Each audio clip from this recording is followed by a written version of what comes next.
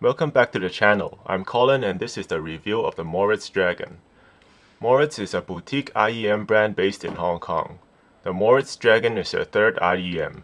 It features one Beryllium-Plated dynamic driver and it retails for $629. The Dragon comes with a nice amount of accessories. I've made an unboxing video of the Dragon if you're interested in that. I've linked the video in the description box below. Now let's talk about the Dragon itself. The Moritz Dragon has become my favorite daily driver IEMs. The IEM I steer towards when I'm not reviewing other IEMs. Let's continue with the review and I'll tell you why towards the end of this video. The Dragon is crafted from this clear purple resin with a gold or bronze color swirly pattern on the faceplate. The nozzle is made out of metal and has a vent on it to balance out pressure. There's also a vent under the 2-pin connector that has a metal shroud around it. The IEMs are nicely crafted and I don't see any issues with the build, but it's also not something to write home about. The Dragon comes with a pure silver cable that has a modular connector. It comes with a 4.4, 3.5 and 2.5mm plug. The cable is actually very nice. It has a clear brown color cable jacket. It's not too thick and doesn't feel stiff or rubbery. The hardware is not too heavy and just the right size. Although the modular connectors don't come with a lock, I never had any issues with the connection or the plug coming loose. I really like the cable that comes with the Dragon and would consider getting the cable alone if it's sold separately. The comfort of the Dragon is really good. It has a pretty generically shaped case with rounded edges. I did not have any hot spots even after long hours of wear. The nozzle is not too wide, measuring 6mm in width. The isolation is impressive for vented dynamic driver IEMs.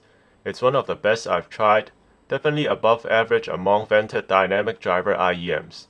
There's also no pressure build-up and driver flex for me, so that's good. Let's talk about the tuning. First, I have to admit the Dragon felt like a breath of fresh air when I first listened to it.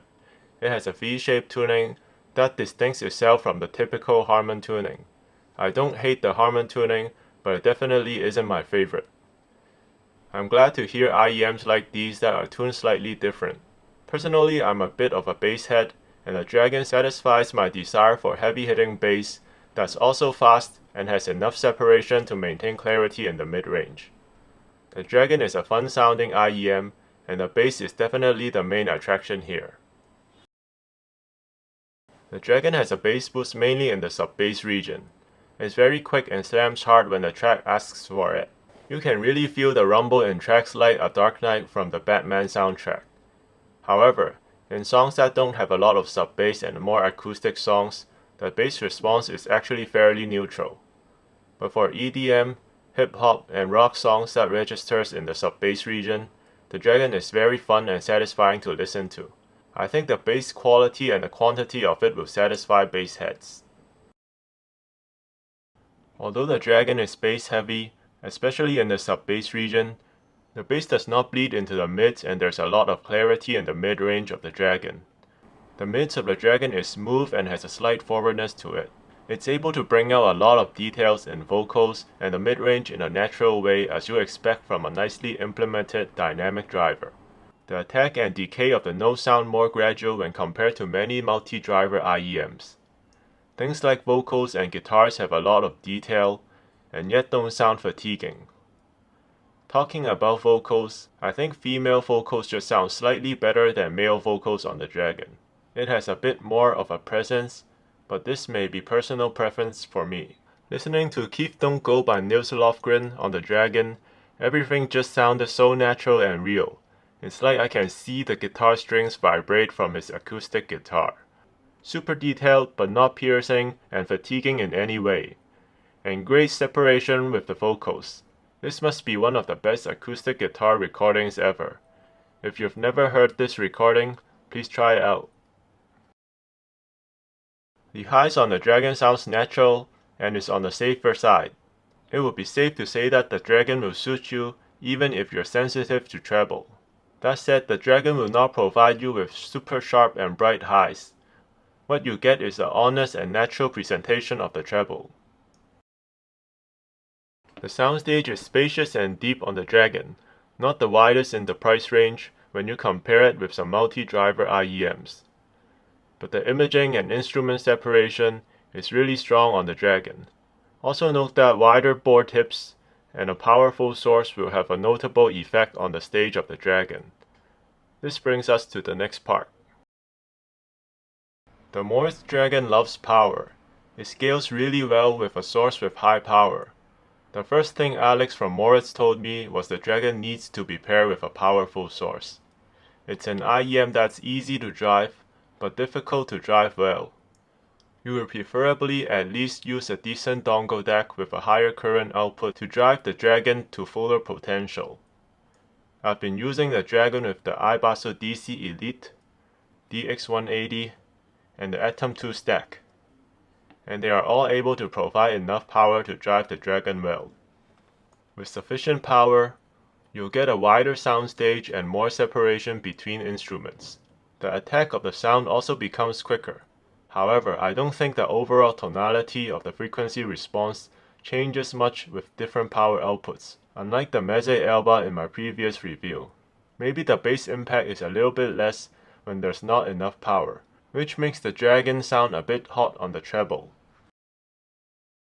The Dragon is a pretty all-rounded IEM. However, listening to movie soundtracks really impressed me. I can feel that the sub-bass rattle my eardrums almost, even if the volume isn't too loud. I don't think I've experienced sub-bass presentation like that in IEMs at any price point. So if you listen to soundtracks or watch movies with IEMs, I think the Dragon will be amazing. For modern pop, it also sounds really good. The sub-bass just adds the right amount of weight and body to the music. However, for songs from 80s or earlier, it sounds a bit dull on the Dragon, because there's usually no sub-bass at all, as music back then were mastered to be pressed on vinyls. And the bass of the Dragon is actually very tamed, below 80 Hz. I'm talking about like music from Led Zeppelin or some early albums from the Grateful Dead. Those will sound a bit thin on the Moritz Dragon. Jazz and acoustic instruments also sound realistic and natural on the Dragon. It also provides good separation and imaging capabilities, which sounds great with recordings with not too many instruments. I'm actually really surprised how much better the Dragon is in every aspect. It's just better technically overall.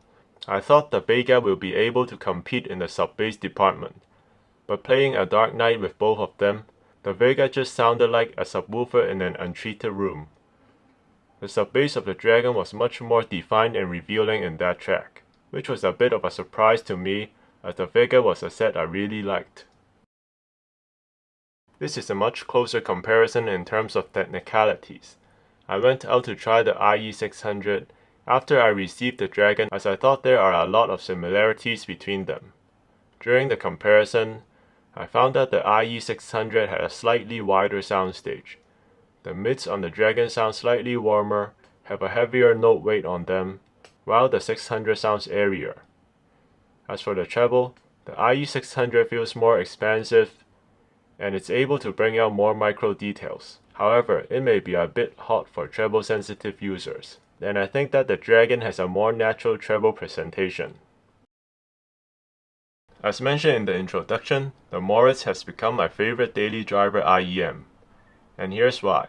My first priority for a daily IEM is its comfort and noise isolation. The Dragon is among the best noise isolation I've experienced in a dynamic driver IEM, with the exception of the Etymotic ER2, which are sealed and they come with their own Etymotic comfort issues. The second reason why I like the Dragon so much is because of its tonality. I have a spot in my heart for single dynamic driver IEMs. More than half of the IEMs I've purchased in the past are single dynamic driver IEMs. They have a nice note weight and a natural sounding decay that I couldn't find in other drivers. Perhaps this is just my personal preference, but the Dragon is able to provide me with that kind of tonality and sound quality rivaling other IEMs around this price range.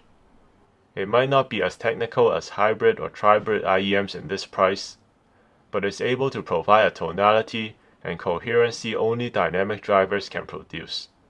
That being said, the Moritz is almost the perfect IEM for me. If there's anything I'd like to change, I would like the lower mid-range to be a tiny bit less scooped, to provide a better vocal presence, but overall, it's close to perfection for me. So if you're looking for a dynamic driver IEM with great isolation, a fun tuning, and good technicalities, check out the Moritz Dragon.